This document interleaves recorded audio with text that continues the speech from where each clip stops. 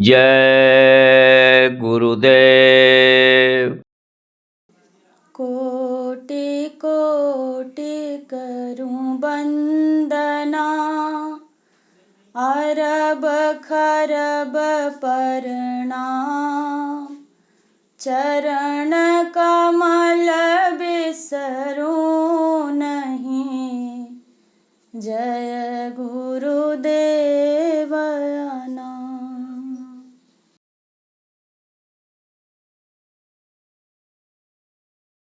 बारे बारे करूं बीनती, सतगुरु स्वामी आगे।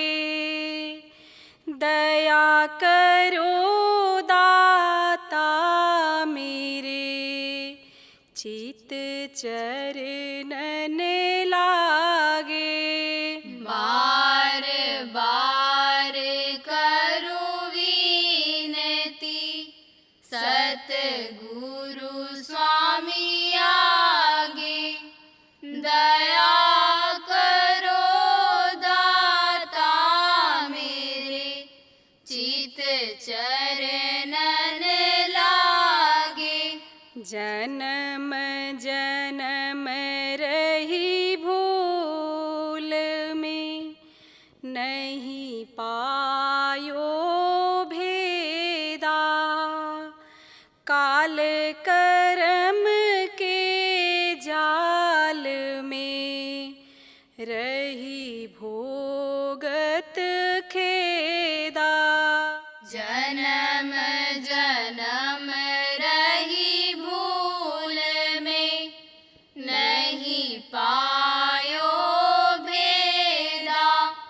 काल कर्म के जाल में, रही भोगत खेदा।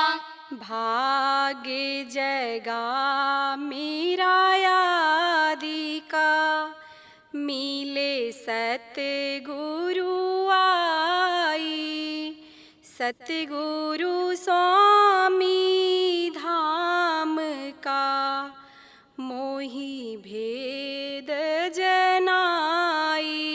भाग जगा मेरा आदि का, मिले सतगुरु आई।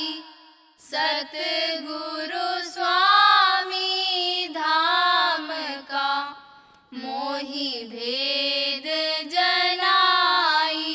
ऊंच से ऊंचा देश है, वह अधर ठिकानी।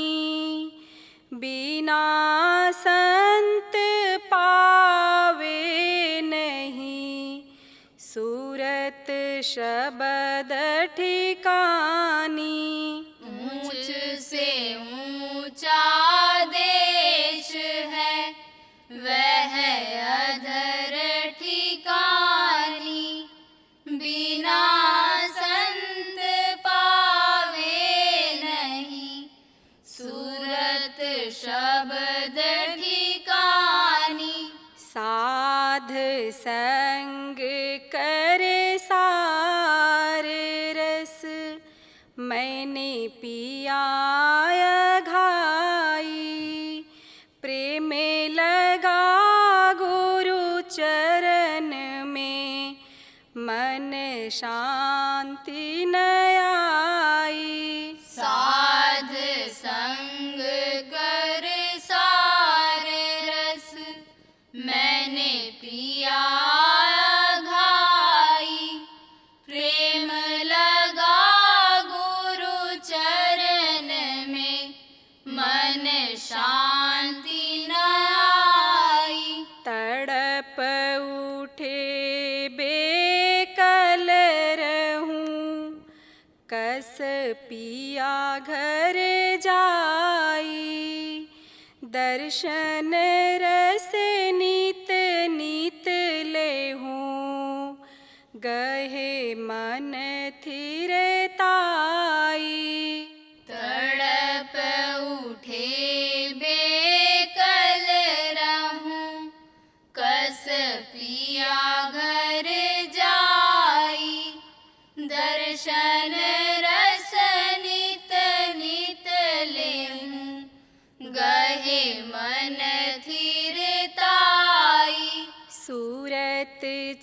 चढ़े आकाश में, करे शब्द बिलासा। धाम धाम निरखत चले, पावे निज घर वासा। सूरत चढ़े आकाश में, करे शब्द बिलासा। धाम धाम निरखत चले, पावे निज घर वासा। तुम बिन कोई समरथ नहीं, जासे मांगूं दाना। प्रेम धार बरखा करो, खोलो अमृत खाना। तुम बिन कोई समरथ नहीं, जासे मांगूं दाना। प्रेम धार बरखा करो, खोलो अमृत खाना। दीन दयाल दया करो, मेरे समरथ स्वामी। सुकर करूं गावत रहूं, नित सतगुरु स्वामी। दीन दयाल दया करो, मेरे समरथ स्वामी। शुकर करूं गावत रहूं, नित सतगुरु स्वामी। बारे बारे करूं बीनती, सतगुरु स्वामी आगे। दया करो दाता मेरे, चित चरणन लागे। बार बार करूं विनती, सतगुरु स्वामी आगे। दया करो दाता मेरे, चित चरणन लागे। जय गुरुदेव। जय गुरुदेव।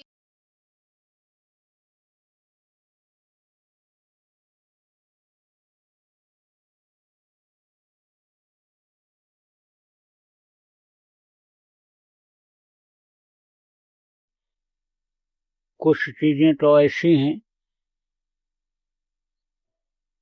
कि जो महसूस होती हैं, उससे आदमी को याद आता है। कुछ ऐसा है, याद कराना पड़ता है, रटाना पड़ता है। जैसे आपको भूख महसूस होती है, तब आप भोजन याद करते हो कि भोजन ग्रहण करना चाहिए।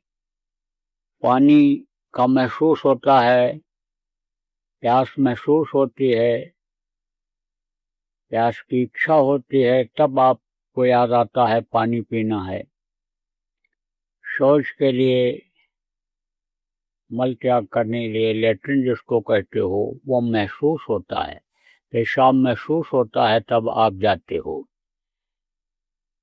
लेकिन कुछ चीजें ऐसी होती हैं, जैसे दुकान खोलना है, आप समझो दफ्तर में जाना है, खेती का काम करना है, तो याद कराया जाता है। दुकान में ही है, लाइसेंस लेना है, फीस जमा करना है, गृहस्थी को चलाना है, बिजली का बिल जमा नहीं होगा, पानी का बिल नहीं जमा होगा तो कनेक्शन कट जाएगा, दिक्कत आएगी, तो इसको याद कराना पड़ता है। तो कुछ चीजें ऐसी हैं कि जो समझो महसूस होती हैं, तब आदमी करता है। कुछ चीजों को रट लेता है, याद कर लेता है। कि भाई अगर हम पैसा समय से जमा नहीं करेंगे तो हमको पेनाल्टी पड़ेगी, बच्चे की फीस समय से नहीं जमा करेंगे तो अन्य समझो कि बच्चे को पढ़ने नहीं दिया जाएगा। इसलिए उन चीज़ों को याद करना पड़ता है कि समय से हमको यह काम करना है।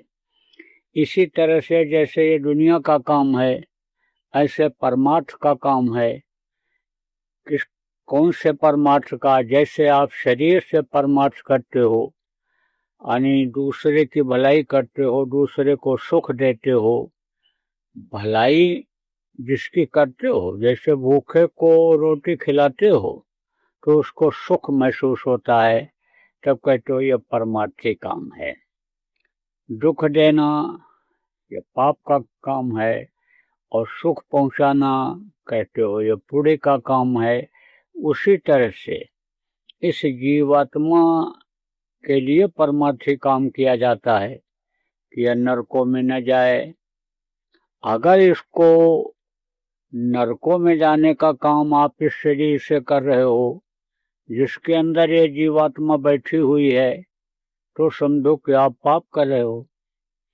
और अगर इसको आप खुराक देते हो, खुश होती है। शब्द का आहार जो जीवात्मा का आहार है, भोजन है, उसको अगर आप देते हो, ये खुश होती है, तो समझो कि यह पुण्य का काम होगा, यह अच्छा काम होगा, यह परमार्थी काम होगा। तो इस चीज को आप लोग भूल जाते हो। शरीर को तो अपने भी आप भोजन देते हो, स्वस्थ रहे, चलता रहे। दूसरे को भी आप रोटी खिला देते हो, पानी पिला देते हो, नंगा है तो उसको कपड़ा दे देते हो, दूसरे की मदद कर देते हो, वो तो करते हो, लेकिन अपनी जीवात्मा के लिए करना भूल जाते हो। कुछ ऐसे भी लोग होते हैं कि दूसरों को उपदेश करते हैं, खुद समझो कि अमल नहीं करते हैं। खुद भी अमल करना चाहिए। दूसरों को सुनाओ, लेकिन जो सुनाओ उसका अमल खुद भी करो, और वही जो बताते हैं और खुद करते हैं वो ज्यादा कामयाब हुआ करते हैं। देखो प्रेम, आप घड़ी देखते हो तो घड़ी में क्या देखते हो? कितना बजा है ये देखते हो, बजना उसका क्या समय हुआ ये देखते हो। किस लिए देखते हो? इसलिए देखते हो कि हमको सोना है, हमको दवाई खानी है, 2 घंटे के बाद 1 घंटे के बाद दवाई खानी है। इसलिए देखते हो कि हमको 10 बजे दफ्तर में पहुंचना है, अभी क्या बजा है। इसलिए देखते हो कि भाई ज़्यादा देर न होने पावे, कि सोने को कम मिले। 5 घंटा जो सोना है, 4 घंटा जो सोना है उसमें कमी हो जाए, इसलिए आप घड़ी देखते हो। तो ये घड़ी क्या बताती है? ये घड़ी समय बताती है, जिसको समय को बहुत से लोग काल भी कहते हैं। काल माने समय। तो ऐसे ही ये है, जो जीवन की घड़ी चल रही है, इसको भी देखते रहना चाहिए।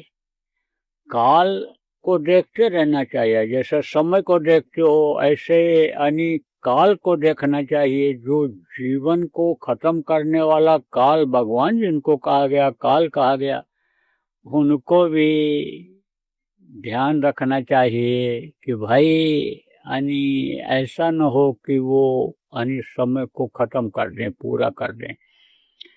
वही काल, वही घड़ी का समय। देखो एक आता है ऐसा कि 2 सुई होती है घड़ी में, और दोनों ऐसे हाथ जोड़ देती हैं। जैसे आपका ये 2 हाथ है, ऐसे हाथ जोड़ दो किसी से, तो समझ लो हाथ जोड़ दिया। कोई किसी के ऊपर नाराज है, कुछ कह रहा है या किसी से कुछ मांग रहा है, और आपने हाथ जोड़ दिया, तो समझ गया कि अब ये मजबूर हो गया है, किसी भी हालत में मजबूर हो गया। अब इस मजबूरी में हमको कुछ नहीं बोलना चाहिए, कुछ नहीं मांगना चाहिए, कुछ नहीं कहना चाहिए। ऐसे ही घड़ी हाथ जोड़ देती है। कि अब समय हमारा पूरा हो गया। एक यानी समझो कि काल हमारा, एक समय हमारा पूरा हो गया दिन का। देखो दिन में 12 बजे यानी सुई इकट्ठा होती है, दोनों सुइयाँ इकट्ठा होती हैं सीधे बिल्कुल ऐसे। और आप ये समझो दोनों सुई रात को 12 बजे इकट्ठा होती है। तो ये दिन और रात जो आते हैं, ये है जैसे घड़ी में समय खत्म होता जाता है, ऐसे ही जीवन का समय प्रेमियों खत्म होता चला जा रहा है। इसको भी याद रखने की जरूरत है। अब ये तो आप याद कर लोगे, लेकिन यह याद अगर नहीं करोगे कि भाई किस लिए यह मनुष्य शरीर मिला, हमको करना क्या चाहिए, ये चीज़ अगर याद नहीं आई, नहीं जानकारी हो पाई, तो समय को आप याद करते रहो। उससे आपके जीवात्मा का और आपका जो निजी काम है वो नहीं हो पाएगा।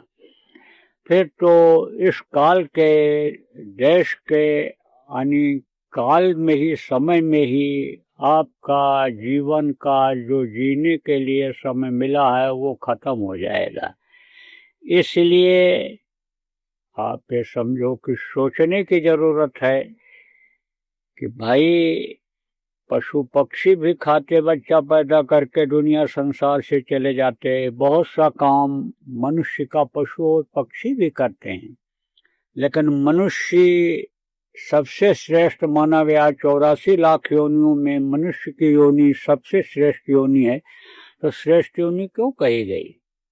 इसलिए कही गई कि इसके अंदर बैठी हुई जीवात्मा को इससे निकाल कर हम जहाँ से आई है वहाँ पहुँचा सकते हैं, मालिक तक, प्रभु तक, जिसके बहुत सारे नाम रखे लोगों ने, उनके पास तक हम इसको पहुँचा सकते हैं।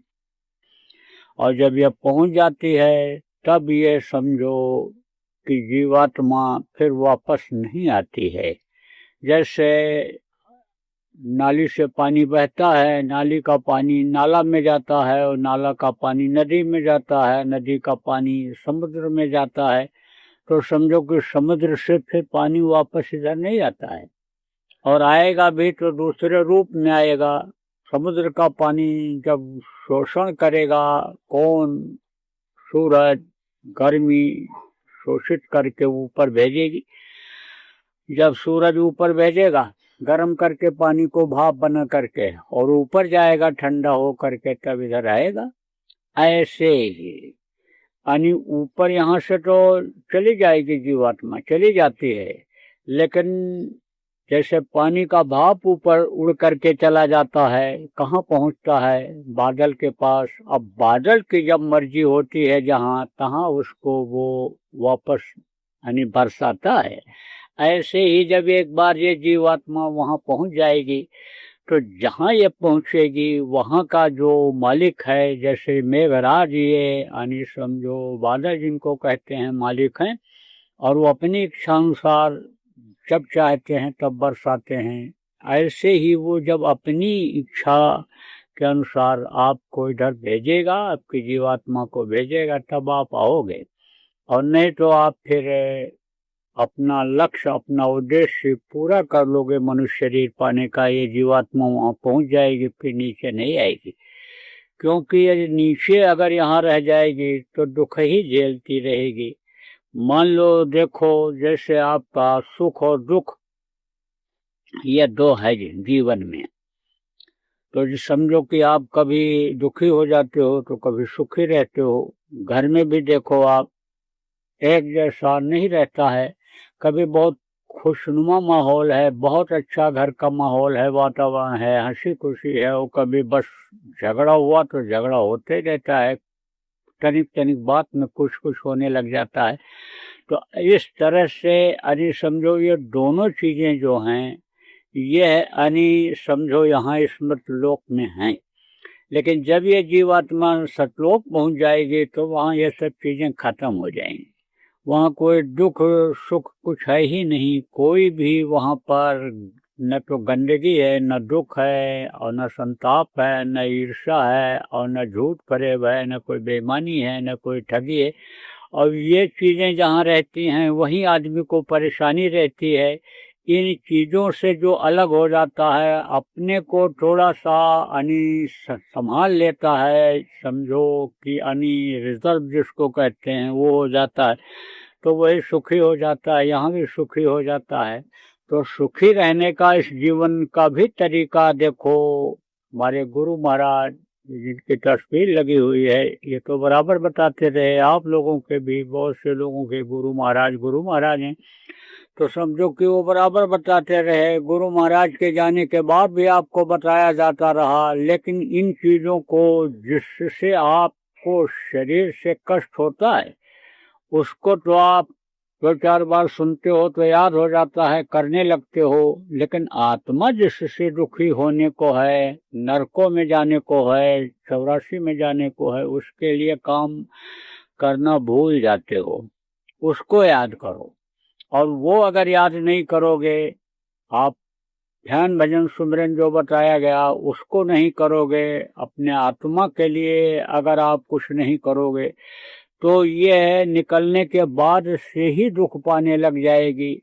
आप फिर समझो, मान लो नरक में नहीं भी गई, 84 में नहीं भी गई, आप संत के जीव बन गए हो, संत के हाथ में डोर आपके जीवात्मा की आ गई है, ये बात तो सही है।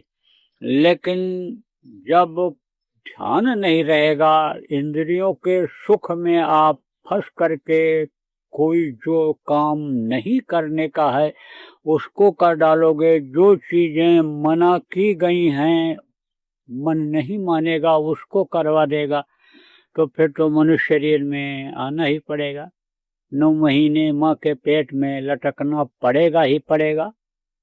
तो लटकने में भी माँ के पेट में तकलीफ होगी, माँ के पेट की अग्नि जब तपाएगी, गर्म करेगी तो तकलीफ होगी, बाहर निकलोगे तो तकलीफ होगी। और ये रोना धोना जो देख रहे हो, ये रोना धोना हो जाएगा, रोना धोना पड़ेगा। बचपन से ही रोना धोना शुरू हो जाता है, पैदा हुए तब रोए, बड़े हुए दूध की जरूरत पड़ी थोड़ी तब रोए, झगड़ा हुआ लड़कों से खेल खेल में तब रोए, कोई खिलौना छीन लिया, कोई चीज छीन लिया, सामान छीन लिया, रोए, स्कूल जाना हुआ तब रोए, वहाँ थोड़ी शक्ति हुई पढ़ाने के लिए, मास्टर जी ने कान ऐठ दिया तो रोए। आप भी समझो, नौकरी व्यापार सब जगह देखो रोने धोना है, गृहस्थी में देखो रोने धोना है, झगड़ा झंझट तमाम परेशानियां। आदमी देखो स्वस्थ हंसता बोलता बैठा हुआ है आराम से, तब तक कोई बात घर में हो गई नहीं, कुछ हुआ, लड़के लड़कों को ही मारने लग गए, चू चू चू चू पू पू होने लग गया, भग करके गए तो दिमागी टेंशन हो गया। तो रोना धोना और दुख का ही यह संसार है प्रेमियों, जब तक इससे निकलोगे नहीं तब तक ये चीज लगी रहेगी। अब आप ये समझो कि जैसे किसी को पढ़ाना होता है, बच्चे को अज्ञान अनजान होता है तो उसको समझाते हैं, उसको प्यार देते हैं, उसको कुछ खिलाते पिलाते हैं, जिस चीज को वो पसंद करता है उसको खिलाते पिलाते हैं, तब उसका मानस बनता है कि हमको पढ़ना है। ले जाते हैं स्कूल में, जहाँ खेलने का भी रहता है, जहाँ इसी तरह से प्यार देने वाली यानी समझो कि आया जिनको कहते हैं, परवरिश जो करती हैं छोटे बच्चों की, नौकरानी कह लो आप, स्कूल की तरफ से होती हैं, वो अम्मा जैसा ही प्यार देती। तब ये छोटे छोटे बच्चे यानी समझो कि स्कूल जाना पसंद करते हैं, खेलने के लिए जाना पसंद करते हैं। शुरू में तो रोते हैं, उसके बाद जब समय होने लगता है स्कूल जाने का तो माँ से ही कहते हैं जल्दी करो नहीं देर हो जाएगा, हमको समय से पहुंचना है। एक आदत बन जाती है और फिर यानी समझो कि पढ़ने लगते हैं और पढ़ ले जाते हैं। ऐसे इस आध्यात्मिक विद्या को पढ़ाने के लिए, ज्ञान कराने के लिए तब व्यवस्थाएं बनानी पड़ती हैं। गुरु महाराज के पास रहता था, बहुत पहले की बात है, करीब 40 साल पहले की बात है। 40 साल नहीं तो 35-36 साल तो हुआ ही होगा। गुरु महाराज हमको भेजे थे इधर छत्तीसगढ़ में। मैं ट्रेन से उतरा रायपुर से, तो रायपुर से जाना था थोड़ी दूर, वहीं कॉलोनी में एक सत्संगी थे, उनके यहाँ रुकना था। तो जब उसी ट्रेन में एक आदमी मिला तो बोला जय गुरुदेव। उस समय का गुलाबी पगड़ी बांधता था, तो पहचान में उसके आ गया। गुलाबी पगड़ी जय गुरुदेव वाले बांधते थे, गुरु महाराज ने बनवाया था। तो आप समझो कि जय गुरुदेव बोला और उसके बाद खुश हुआ बहुत, और फिर हमारे साथ धीरे धीरे चलता रहा। पूछा कहाँ जाओगे आप? बताया यहाँ जाएंगे। थोड़ी दूर था, ज्यादा दूर नहीं था, तो सोचा होगा उसने साथ में चलेंगे फिर चले जाएंगे, गांव का उधर का रहने वाला था। तो बताने लगा, कहा कि मैंने तो खूब बाबा जी ने जैसा बताया था उस तरह से भजन किया, लेकिन हम पागल हो गए। आवाज हमको इस तरह सुनाई पड़ी कि वो आवाज खत्म ही नहीं हो रही थी, और मैं इधर उधर के ऐसे उसी आवाज में, आवाज की वजह से हरकतें करने लग गया। परेशान रहा, खुद भी परेशान था, तो हमारी वजह से लोग, हमारे घर वाले परेशान हुए। फिर ले गए हमको, उन्होंने करंट लगवा दिया। करंट लगवा दिया तो ठीक तो हुए, लेकिन फिर हमने उसको छोड़ दिया। तो हम सोचने लगे कि ऐसा हुआ क्यों। फिर हमने उससे पूछा कि भाई तुमने नामदान लिया? हाँ लिया नामदान। तो फिर पूछा, कहा कि ये बताओ कि तुमने नामदान लिया तो क्या क्या नाम जानते हो तुम? नाम सब बता दिया और रूप सब बता दिया। कहा सुमिरन करते हो? हाँ सुमिरन करते हैं। ध्यान भी लगाते हो? ध्यान भी लगाता हूँ। भजन भी करते हो? भजन भी करता। भजन में ही तो मैं पागल हो गया, सुनाई पड़ा जब। तो अभी करते हो? तो कहा नहीं अभी तो नहीं करता हूँ, आपको बताया तो अब बंद कर दिया, पहले तो खूब किया। तो हमने कहा कि तुमने नामदान कहाँ लिया? तब कहा कि बाबा जी का कार्यक्रम था और लोग सुन करके जा रहे थे। तो कई लोग थे गांव के, हमारे पास के ही लोग थे, तो इधर से सुन के जा रहे थे। मैं भी शहर में आया था जहाँ कार्यक्रम था, तो आपस में वो बात कर रहे थे और नाम दोहरा रहे थे। तो नाम दोहरा रहे थे, रट रहे थे, एक दूसरे को बता रहे थे। तो इतना रास्ता दूर था कि उतनी दूर में हमने भी रट लिया। अब जैसा उन्होंने बताया उसी तरह से मैंने भी किया। तब मैं समझ गया, कहा इसके आगे यानी रुकावट आ गई और इसके कर्म आने लग गए।